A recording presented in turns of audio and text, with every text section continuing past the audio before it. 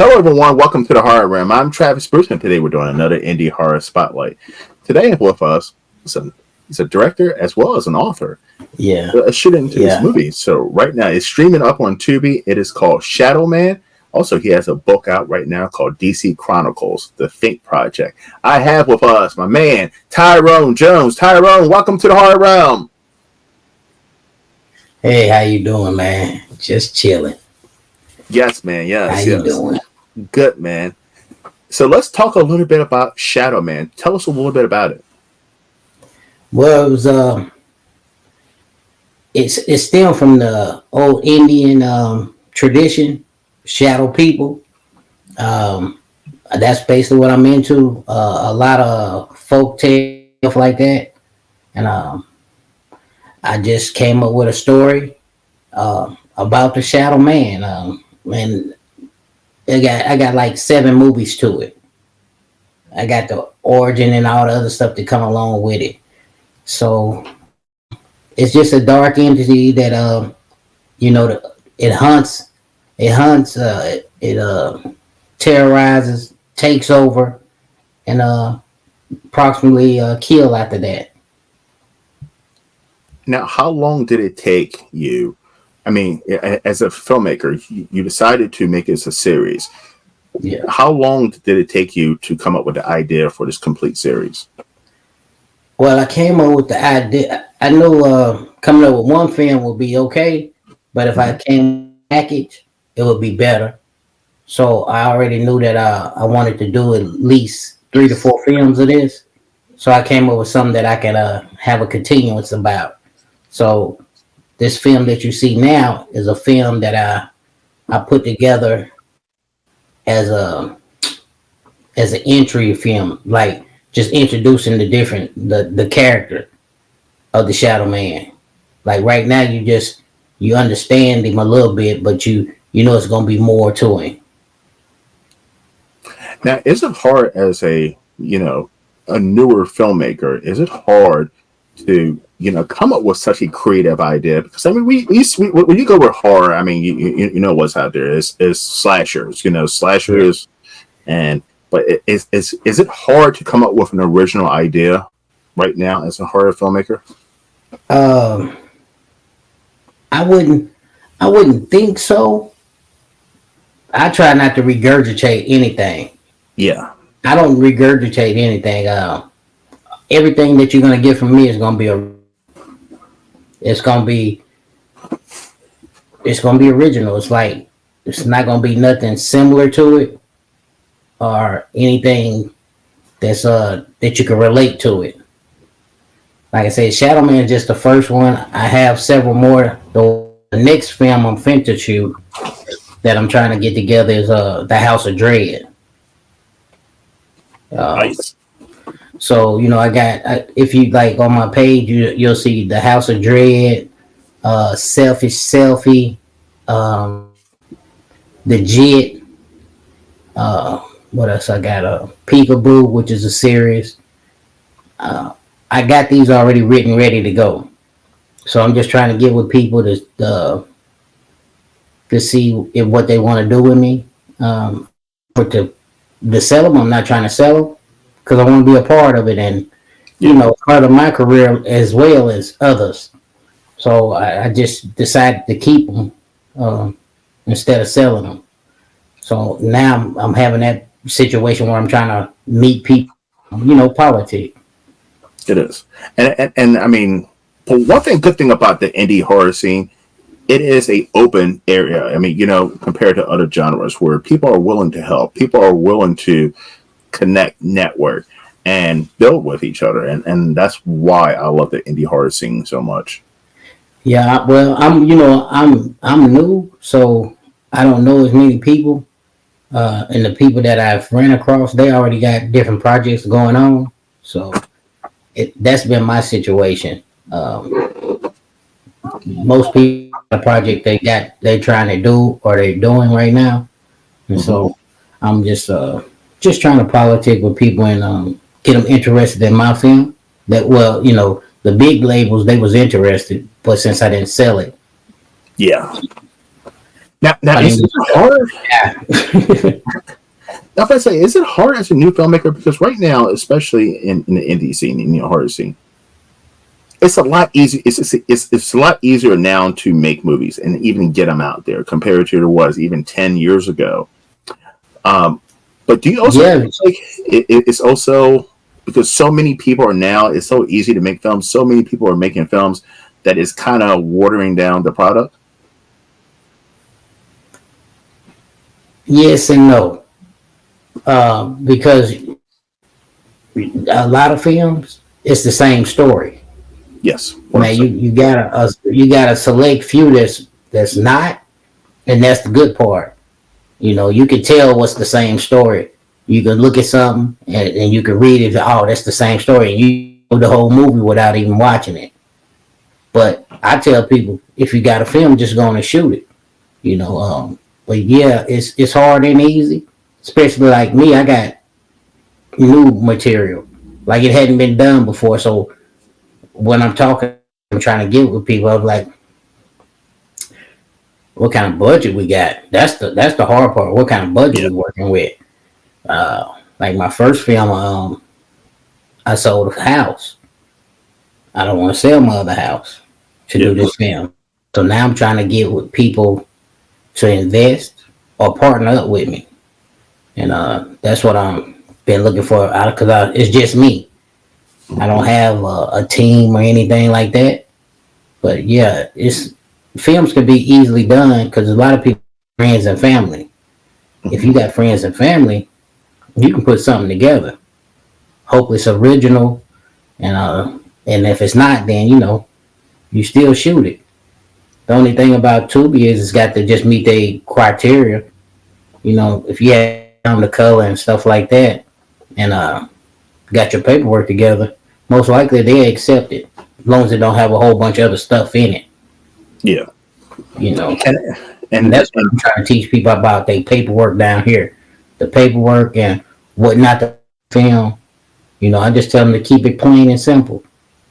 You know, no advertising or nothing because they can shut your film down. That's what the people down here didn't realize at first. now do you when it comes to filmmaking, a lot of indie filmmakers are doing the crowdfunding route, and that's how they're gaining success and even getting their budget. Is that something that you thought about doing? I don't know how to do that. I've been trying to get with people and ask them about that, but I don't. I don't know how to do it. I always just had my own money, so that's the hard part. I don't know how to approach that situation because I don't know how to speak about it. Like I see it, but I don't know nothing about it. And then when I talk to people about it, it's like I got to pay you. They asking me to pay them for the crowdfunding. Then they want a percentage of that. I said, well, what am I paying you for if you're getting a percentage of the crowdfunding? I don't understand the dynamics of it. I'm like, if you're getting a percentage of the crowdfunding, then we need to get this much. Then I shouldn't have to pay you if we sign a contract to that. And I just don't understand the dynamics of it. And I haven't ran across nobody who can explain something to me better. Because that's what I've been running with. You know, people call me, hey, let's do crowdfunding for your film. Okay, let's get the paperwork together. What you talking about? Pay me this much. When? How can we get the money? You know what I'm saying? And then when you say that, they no, you got no, Yeah. because it's not guaranteed. Like you're It's not not. giving me a guarantee. And when I speak to them like that, then the situation changes. So I've been, I'm just trying to get a manager or an attorney or something to work. I know I got to get people that can get me inside these other doors, and that's what I've been looking for. Well, Jay Horton, who's a filmmaker, he is like the guru to, and he does a lot of. If you go on his YouTube channel, he does a lot of information on new indie filmmakers as well as crowdfunding. He is master it. You should definitely reach out to Jay Horton. Jay Horton. Yep. Okay. Okay. Um, so listen, Tyrone, not only are you a filmmaker, but you're also an author. Now, how are you? Listen, I'm so curious. How do you get all of these creative juices in your head? I mean, how do you get all these stories rolling? Uh, I just got a lot of topics. I just got a lot of topics, man. My main thing is horror. I do drama, and uh, you know, suspicion work and stuff like that. I wish I was a comedian. I tried it. I don't. My writing on a comedy, it's not good. It's tough. I'm trying too hard. Like yeah, I got. I think anybody can crack a good joke and make somebody laugh, but can I keep you laughing for 45 minutes? Yeah, No. that's tough. I got 10 minutes of laughter in me. And that's what I try to tell people when they write these films. You got to think about what you're writing and feel like if you're not good at it, don't do it. Now, I know I can keep you on your edge of your seat with my horror. That's what I'm great at. You want some suspense? I got you. Some drama? I got you. Comedy? No, I can't hold you 45 minutes. And that's what I tell people. You got 45 minutes worth of conversation in an hour and a half movie. And they say, how you come up with that? I said, well, think about it. The rest of it is action. Yep. Feeling and showing. So you got 45 minutes worth of conversation in a whole movie. That's an hour and 30 minutes longer so far. And if you can't keep a conversation going for basically 45 minutes, then you don't have a movie. I 100% agree. I mean, this is someone who watches movies. I need character development. I need to know something about the character. I need to like the characters. I need to feel something about the characters. Yes. And I need a fucking story. Movies with no stories and no character development, they're fun to watch every once in a while. But that's not something, if I want to watch something that's going to engage me, I need a story. Listen, you don't even have to have the best camera, the best sound. And if you have a great story and great characters, Yeah. it keeps people engaged. Yes. That's what I focus on. My characters, the development of them, and what they there for.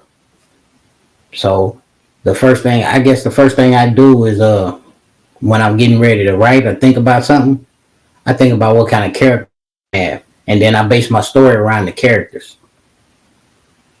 Depending on what, I pick my characters out and say, okay, this is what kind of story I'm gonna write. Now I develop my other people, my supporting role around them characters, which is gonna be the 5 main people, then the supporting roles, and then I build the whole film around them. So that's the easiest way to me. A lot of people come up with a story and then try to put characters in place to fill their story up. I build my character first, and I know what my character's gonna do in the film, so it's easier for me to write the film. Now, I do got to ask you a question about the Shadow Man. So, there's a portion, I'm not trying to give away any spoilers, but there's a portion in the movie where they're interviewing some individuals, or they're having a conversation with individuals. And there is a smoke detector, beat going on in the background. Was that on purpose? Yeah, it was basically what on that particular Shadow Man. See, that was the introduction of it. Yes. I got that film I hadn't shot yet. I did that as a short film to give interest into the Shadow Man. It's an introductory of it. Well, that was to say that the characters are hunted by the Shadow Man. They're there. See, they in the film, when you're watching it, they think they can run away from it. It's something that they can run away from. No, the Shadow Man is attached to the bloodline. So he's always there. His presence is always there. They just went somewhere they weren't supposed to be, which made him appear.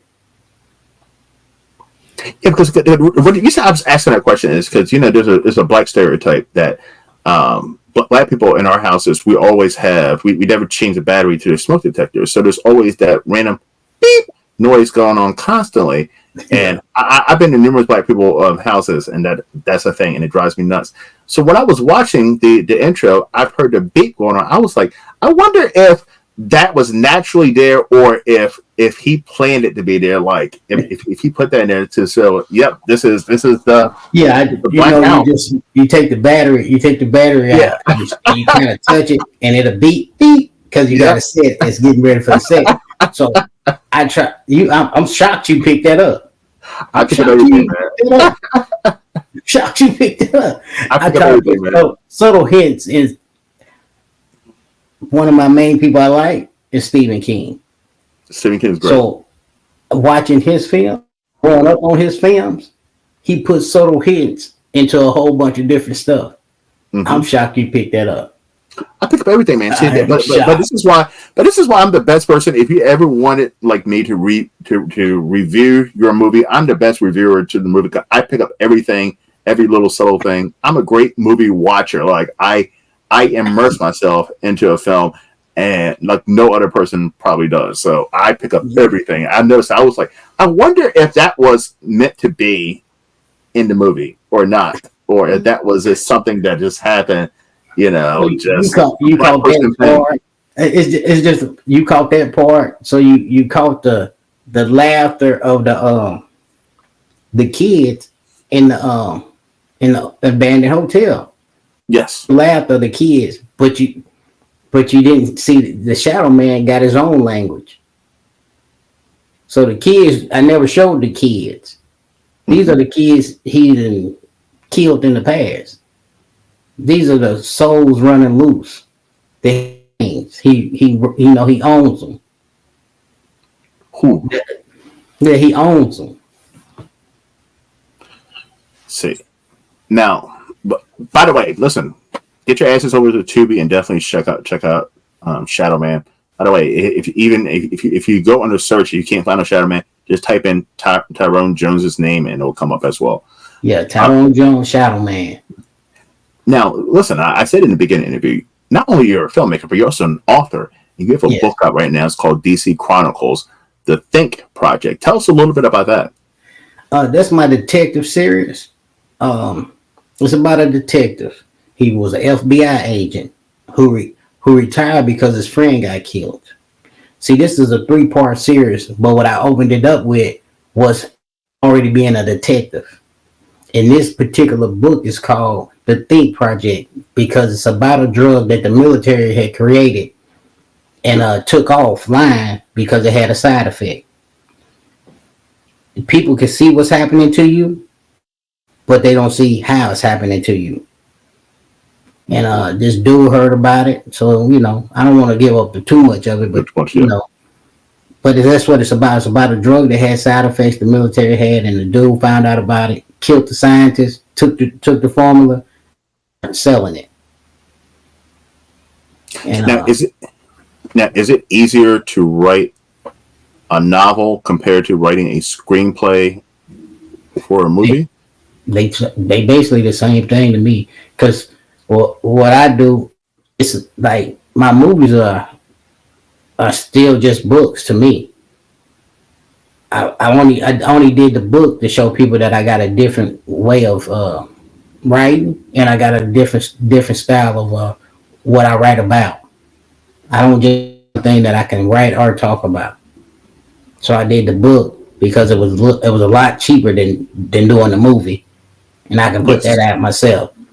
And so I did the book, and just to show them I got a variety of different stuff to entertain you, because this is drama, suspense, and it's more suspense thriller. That's what that book is, because of the stuff that happened in it after the people take the drug. See, man, I wish I had that creative side to my brain, man. I wish I could write stuff. I mean, I'm jealous. I'm jealous of authors and filmmakers, man. But that's why I shine a spotlight on you guys, because you guys are able to do something, no matter what your budget is, whatever, to be able to make something that is a form of entertainment and art is absolutely amazing to me. It's something that I envy. I appreciate it. All right, Tyrone. So I don't know how often you watch my show, but every once in a while I do this, man. I'm gonna ask you 3 random horror questions. This is your personal opinion, okay? Okay. All right. The first question: what was the first horror movie that you watched that really scared the shit out of you? When I was a kid, when HBO first came out, that movie House. It turned out to be a comedy, as I look at it now, but it was Yeah. called House. Mhm. Do you kind of remember it was a haunted house, and Yes. the dude gave it to his grandson. When his son got there, the ghosts and stuff started coming out, and his grandfather came. This is how you gonna get the demons back. Yes. And and after that, that's when the next one was called The Evil Dead. Evil Dead So is I've been terrifying. into like horror, but you know, now yeah, the new ones are. Old ones wasn't, but they when I was a kid, it was scary. Oh yeah, no, I'm talking about the first one. The second two didn't weren't scary. I think like they were like dark comedy. It turned out to be comedy. But the first one was pretty for the amount of money that was made on, and you know the budget and all the crazy shit that went behind the scenes. Yeah. It was a pretty terrifying movie. I mean, it was something new. It was something visual, and it was just malice. I mean, but it was crazy how they took that movie and turned into almost like a comedy horror series from that. Yeah, and now look at it. Yeah, it's pretty intense. The Rising Evil, the Evil Rising. Now they already got a part 2 coming out. Mm-hmm. And see, that's what I'm trying to. That's what I'm doing with my franchises. Shadowman is a franchise. The House of Dread is a franchise. Jit and Selfie. These are all franchise films. So for the second question, speaking of franchises and series, what is a horror movie franchise or series that you wish they would stop making movies?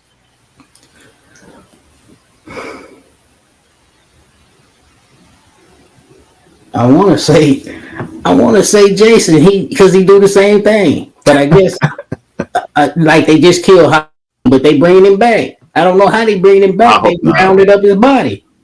Yeah, but I guess that little dude, the son. I mean that boy that was in the movie. Did you watch the Halloween? Yeah, but they killed him too. They probably did. But hopefully it's not a spoiler alert for anybody who hasn't seen it. But yeah, they killed him he's too. Supposed to be dead, but if he's just like him, then he's not dead.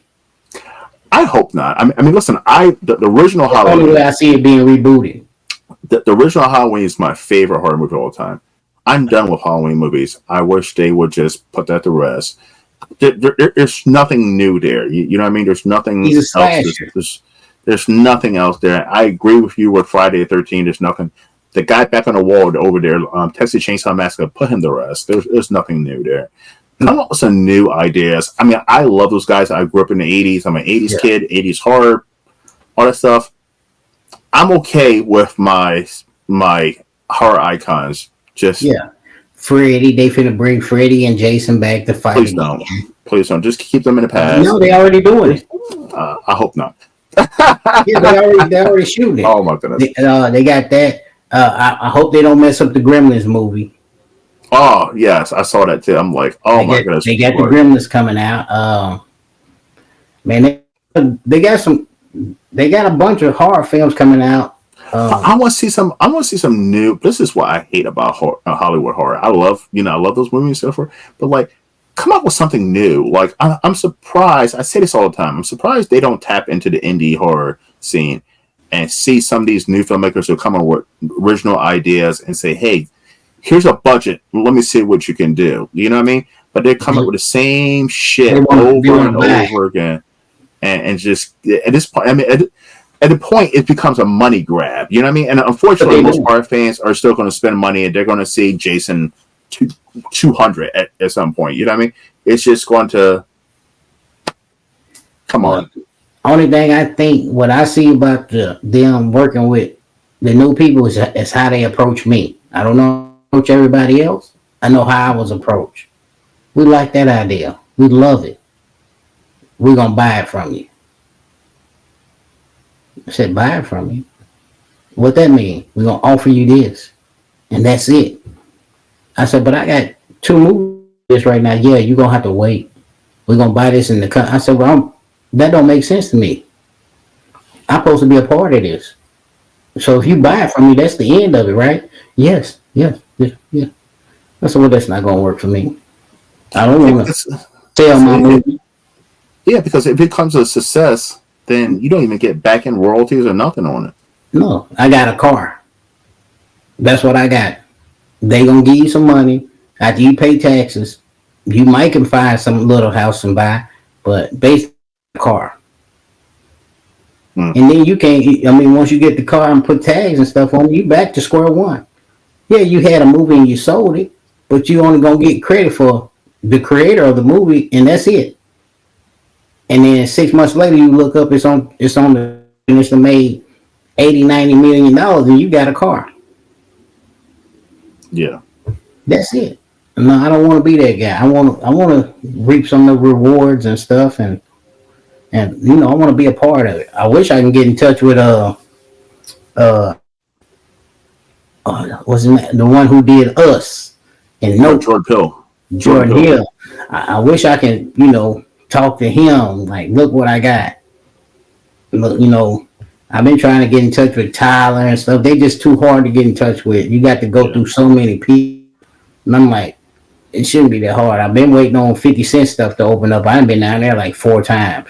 But I think they told me this last time they spoke to me, some people that was down there that was, you know, that was important. They said it's going to be open in January. So, but yeah, I spoke to them, talked to them for a minute. They was like, look, we see you. And they listened to me and stuff. And I hope because he haven't did horror yet. So I'm hoping I can be one of them first people he say, I'm going to give that a shot. You know, I like that. Let's do it. Let's make a deal. Let's get it done. And I tell everybody, the first deal, you know, it's going to be a deal. You might not like it all the way, but you got yourself in the door. Now you can move forward. Yep. As long as I'm still a part of it and I still own it, I mean, you're going to have to give up something. And I'm okay with that. But as long as it's, you know, it's fair. That's the I key just thing. I just don't want to be left out. And that's the key thing, because from what I hear, most distributors, they want to take everything. Yeah. With pennies. Yeah, I don't like the Shadow Man got picked up by ITN, but then the COVID came, and my contract was straight, but in my contract I had a loophole, so I was able to get my film back, because once COVID came, everything shut down. So 8 months later, I was like, look, just give me my film back. I give you the money back. And maybe that hurt me in a way, but I was like, I didn't know how long this was going to last. I'd rather have my film. I could sit here and be broke still. I mean, it wasn't a whole bunch of money. It was some money, but it wasn't like no money I was going to jump up and down about. You know what I'm saying? But at least I got it picked up. They did my groundwork. So I think that's what they was mad about, in a way. So my groundwork had got done. They gave me credibility. Mm-hmm. Once I got a distributor and stuff like that, and they picked it up, and they did all the paperwork and put it out there, well, my groundwork was done. But once COVID came, I was like, look, you know, I understand, but nobody has spent it, and I can get this back, and I'm sorry for you putting 48 hours worth of time into it. Because to me, that's about what it was. It was one number computer stuff. Yeah. Y'all stamped it, sent it off, had your secretaries down to put me in the IBM, you know, the IMBD, and put it out there like, we're going to distribute it and whoop not, and name on my trailer and stuff, and put that out there. But then after 8 months, you know, they gave it back to me after the discussions and stuff, and they gave it back to me, and I had it, and so I just been having it, and I put it on Tubi myself, but I get an aggregator for that. Mm-hmm. That's the thing. I was like, why would I have to get an aggregator? Well, we haven't did business with you before. So again, you got to pay for an aggregator. So when you deal with that, and then they dealing with somebody else, and so by the time you get anything, it's nothing. Yeah. But I get it. That's my first one. At least I put it on there just to get some leg room. I'm not tripping. And now I can do it myself. Trying to get people to work with me. I did it to stabilize my credibility. That's what you got to do. That's what you got to do when you start with anything. I was lucky. I tell people I was lucky. They really was. They weren't expecting me to come with a movie, if you know what I mean. Mm-hmm. Once I came back with a horror movie, that was totally different from anything the people was thinking I was gonna come with, and they hurried up and signed me. And when they hurried up and signed me, I really, I don't know all the ins and outs. I was like, sure, give me, yeah, I signed that paper real quick. Let me get that. Thank you. At that point, it wasn't about what I spent up front. It was about I got signed and got a distributor that's gonna work with me. My credibility. I sat back like this. I was happy. Then next thing, like I said, COVID came. I was like, "What's that?" They shut everything down. I was like, "Hey, y'all ain't gonna try to sell the movie or put it out there. Can I get it back? I mean, I can hold on to it myself." Yeah. Basically, what happened. I hope I didn't get hurt myself, but hey, at that time, that's what I was thinking. I don't think I hurt myself. You know what I'm saying? Yeah. I mean, it's out there for people to see, and unfortunately, a lot of movies got completely permanently shelved because of COVID, and nobody will ever get to see them. So, yeah. At least it's out there for people. What I didn't want. I didn't want to get forgot about because it was a 7-year contract. Yeah. And I was like, no. It's been 8 months. Give it back. Let me have it. I can hold it myself. I don't know what's going on with this. Let me get it back so I can do something with it. And that's how that whole thing came about. Yeah. And the third and final question I'm going to ask you real quick. I'm trying to think of a good one. All right. Why is Candyman fascinated with white women? Go ahead. I guess because he was a slave. I assume because he was a slave, and that's my whole theory about the Candyman. He getting revenge for being a slave, and they say that's also a myth about a lot of black dudes. You know what I'm saying? Like that's our revenge. That's not a revenge, but whatever. No, because I never understood about Candyman. I've said this many times. He was killed by white people because he was sleeping with a white woman, right? So he comes back and he kills black people in the projects, not white people, black people in the projects, and he's chasing after a different white woman, blonde-haired white woman, every movie, and he's trying to save her. And I never understood that. Like, well, why are you killing black people? Like black people didn't do nothing to you.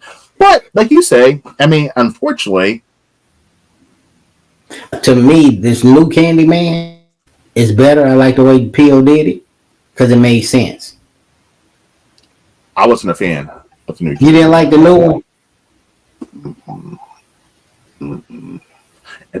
I mean, it just goes back to like that movie. Listen, I love Get Out, right? Yeah, and I respect Us for what it was, but I don't know why. I mean, I've had discussion with other black filmmakers on my show.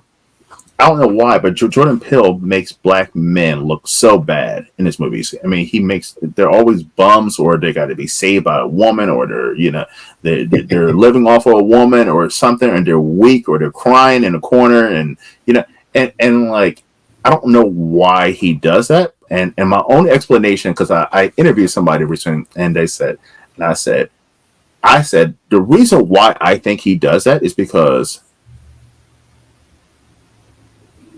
so Jordan Peele is mixed, right? Black father, white mother. But the black father was never in his life. If you do the research, he was never in his life. So he was raised by his white mother. So I think he does that because there's some kind of resentment to black men because of his father leaving out. So he places that in his movie as black men being weak and so forth. In his movies, you can see they're uplifting black women, which there's nothing wrong with. But like, why do you have to uplift black women in your movies? I mean, why do you have to push down black men to uplift black women in your movies? And that's why I have a problem with when it comes to Jordan Peele movies. Yeah, I never thought about it like that. I never thought about it Pretty like deep. that. It's pretty Yeah. deep. All right, Tyrone. Listen, where can everyone find you and your work? Just type up Tyrone Jones, Black Tyrone Black Magic Jones. Everything I do will pop up, from the music to the books to the movies. You want to see Shadow Man? Just type up Tyrone Jones Shadow Man. It'll pop straight up. My books, same difference. Get onto the internet and stroll down. You'll see with my books and everything. Go to Facebook, Instagram, uh, TikTok and stuff. Just Tyrone Jones. You'll see a cobra with a movie reel in its mouth. Love it. Listen, everybody, go ahead and follow this man. And listen, also get your asses up once again to Tubi and check out Shadow Man and grab your copies of DC Chronicles, The Think Project, and all of Tyrone's work. Tyrone, listen, brother, it's always been a pleasure on you, man. I love supporting Black horror creators, man. I mean, I love doing that. And there's not that many, so like when I get a chance to, I'm like, I'm always happy to do that, man. Well, you get ready for the House of Dread. It's totally different. Well, when House of Dread comes out, make sure I get a screener, and I would love to have you back on and we can talk about it, man. I will, and I appreciate you giving me the chance to be on your show. It's no problem, brother. All right, listen, everyone. Thank you for coming to the Horror Room. I'm Travis Bruce, and that's Tyrone Jones. We'll see you next time. Take care. All right, thanks.